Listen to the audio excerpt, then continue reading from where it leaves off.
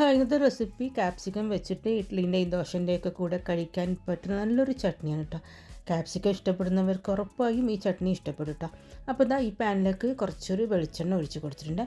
പിന്നെ ഒരു table spoon കടലപ്പരിപ്പ് ചേർത്ത് കൊടുക്കാം. പിന്നെ വേണ്ടത് ഒരു ടേബിൾ സ്പൂൺ ഉഴുന്ന് പരിപ്പാണ്.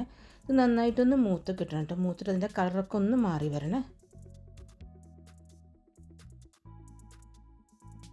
അപ്പോൾ അതിൻ്റെ കളറെല്ലാം മാറി വന്നിട്ടുണ്ട്. ഇപ്പോൾ എരിവിന് വേണ്ടിയിട്ടുള്ള പച്ചമുളക് ചേർത്ത് കൊടുക്കട്ടെ. ഞാനിപ്പോൾ ഒരു 3 പച്ചമുളക് ചേർത്ത് കൊടുത്തിട്ടുണ്ട്. പിന്നെ ഒരു 4 അല്ലി വെളുത്തുള്ളിയും കഷ്ണം ഇഞ്ചിയും ചേർത്ത് കൊടുത്തിട്ടുണ്ട്. ഇനി ഇതിലേക്ക് 8 അല്ലി ചെറിയുള്ളി ചേർത്ത് കൊടുക്കട്ടെ. ചെറിയുള്ളിയും കൂടി നന്നായിട്ടൊന്ന് വഴറ്റിയെടുക്കണേ. പിന്നെ വേണ്ടത് ക്യാപ്സിക്കണം. ഞാനിപ്പോൾ ഒരു മീഡിയം സൈസ് ക്യാപ്സിക്കം എടുത്തിട്ടുണ്ട്. ഈ ക്യാപ്സിക്കം നന്നായിട്ടൊന്ന് വഴഞ്ഞ് കിട്ടണം കേട്ടോ.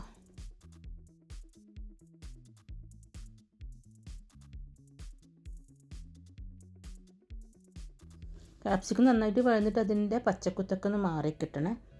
ഇനി വേണ്ടത് മല്ലിയിലാണ്. ഞാനിപ്പോൾ ഒരു പിടി മല്ലിയില ചേർത്ത് കൊടുത്തിട്ടുണ്ട്.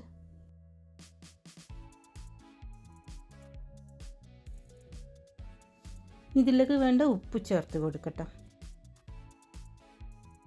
അപ്പോൾ ഇത്രയും മതി. ഇനിയിപ്പോൾ ഇതൊന്ന് ചൂടാറിയിട്ട് വേണേ മിക്സിയിലിട്ട് അടിച്ചെടുക്കാൻ.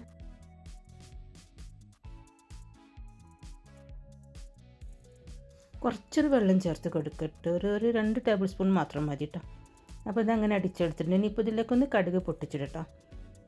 ഒരു ടീസ്പൂൺ കടുകിട്ട് ചേർത്ത് കൊടുത്തിട്ടുണ്ട്. ഒരു ടീസ്പൂൺ ഉഴുന്ന് ചേർത്ത് കൊടുക്കാം. പിന്നെ വറ്റൽമുളകും വേപ്പിലയും ചേർത്ത് കൊടുത്തിട്ടുണ്ട്. ഇതൊരു പ്രാവശ്യമെങ്കിലും നിങ്ങളൊന്ന് ഉണ്ടാക്കി നോക്കണം. ഉറപ്പായിട്ടും നിങ്ങൾക്ക് ഇഷ്ടപ്പെടും. അപ്പോൾ വീഡിയോ ഇഷ്ടമായ ഫ്രണ്ട്സിനൊക്കെ ഒന്ന് ഷെയർ ചെയ്ത് കൊടുക്കുക. പിന്നെ ചാനൽ ആദ്യമായിട്ട് കാണുന്നവരൊക്കെ ആണെങ്കിൽ മറക്കാതെ സബ്സ്ക്രൈബ് ചെയ്തേക്കണേ. ബൈ.